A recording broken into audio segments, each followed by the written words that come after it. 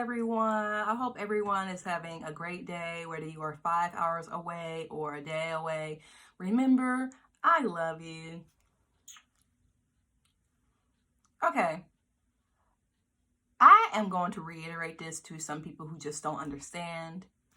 Don't touch my hair, whether it's a weave, whether it's crochets, whether it's braids, whether it's my natural hair. Do not touch my hair, especially if I just get it done and you know that I just got it done. And here you are just putting your hand in my scalp, like all the way through it. Like the other night, I'm with this guy, right? He is putting his hand on my head as if this is all my hair. It's not, okay? But for some reason, he kept just touching it and he kept laying his head on it and he kept putting his elbow, like finding a way to touch my hair. And I don't understand, because even if this is not my hair, you should know that curly hair is not hair that you need to just be running your fingers through and you need to just be stroking and all that, because you'll mess it up, especially when this is synthetic. This is synthetic hair. And I don't like telling people all my business, but I feel like some of y'all know and y'all being shady about it because y'all being a little bit racist. I'm not saying him in particular, but there are certain women, non-black women, that want to do this as well. When I was at the club a week ago to see Jack Harlow, by the way, support him. Jack Harlow, local Louisville artist. He's really cool. Like he reminds me of Mac Miller and GoldLink combined. Like, really great guy. But it was like people were finding every reason to just touch my hair or to bump in my hair or to like get caught in my hair. White men and women in particular were doing this shit, and I don't understand why. Because no matter how long somebody's hair is, no matter how thick and curly somebody's hair is, I don't think that it's possible for you to keep bumping into somebody's hair like that. I don't think that it is possible for y'all to be doing that. So I don't know what it is about black women of a certain skin tone or of a certain hair texture that y'all just feel the need to keep touching them. I don't like it.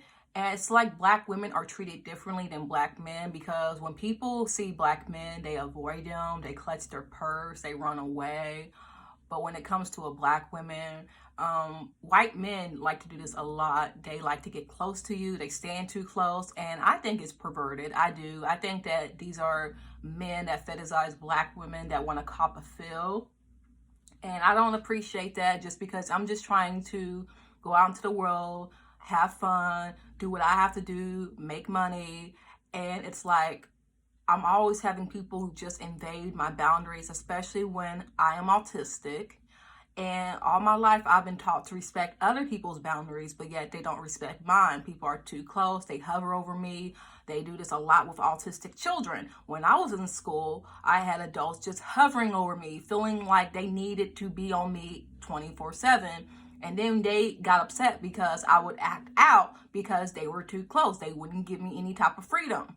Like, you don't understand. Like, you can't tell us to respect your boundaries, but then not respect our boundaries. And I'm 25 years old. And I shouldn't have to be telling other grown adults to respect people's boundaries. Okay? This is something you should tell children around the ages of 10, not adults 18 and over. Again, like, I get my hair done Saturday, right? Because I want the curls to blend in with the braids a little bit, because I want it to be more of a curly crochet to blend in with my natural hair than to just like have braids. And then he's like touching my hair, and I hope it still looks good, but like, I don't understand why y'all have to touch our hair. And it's not like you're stroking or touching a little bit. You're like putting your fingers through it. And I hear a lot of men complain about how black women don't let them touch their hair. First of all, you shouldn't even be trying to touch black women's hair, because you don't know the process it takes for us to groom our hair. You should know that. You should respect people's boundaries. I don't know why y'all think that black women are so like great people that y'all have to keep touching them or their hair, or y'all get offended when we don't want you to touch our hair. It has nothing to do with whether we think that we're ugly or whether we are ugly or inferior to other women. We just don't appreciate you feeling the need to touch our hair. especially when you know the process of it. And it's not even the fact that you're touching your hair at all. It's just that you're doing it wrong. You don't know how to handle kinky or curly hair. I mean, these black men will get upset if we fuck up their ways. But yeah, for some reason, if they see us with a Brazilian weave, or if they see us like with our natural hair that's like kinky, y'all want to be touching it all over. Y'all want to be all up in our hair and y'all mess it up. And it's not a big deal. Yes, it is a big deal. Grooming is a big deal. Like, I don't understand why people try to belittle black women in their care, their skincare and their beauty care, because y'all don't do this with other women. But it's like, oh, it's not a big deal. You need to stop being so insecure. Like the other day, this man asked why black hair couldn't make a comeback. Natural hair, 4C hair. He was posting a picture of black women in afro, 4C hair, legit afros, type 4 hair. And he asked why couldn't that make a comeback? I mean, you should know this. You understand texturism. You understand misogyny. You understand beauty standards. You understand that black hair was made to be ugly and unprofessional in society. We were made to assimilate. We were made to straighten our hair, get relaxers, wear wigs and weaves that assimilated to European beauty standards. And for you to just act as if it's not racism that's the problem, it's black women just being insecure and not thinking that we're beautiful enough. You have to be completely dishonest and completely living under a rock to not understand how difficult it is to have black hair, whether it's natural, whether it's braids, whether it's crochets. You should understand that black women's hair is nothing to be played with. It is not a joke.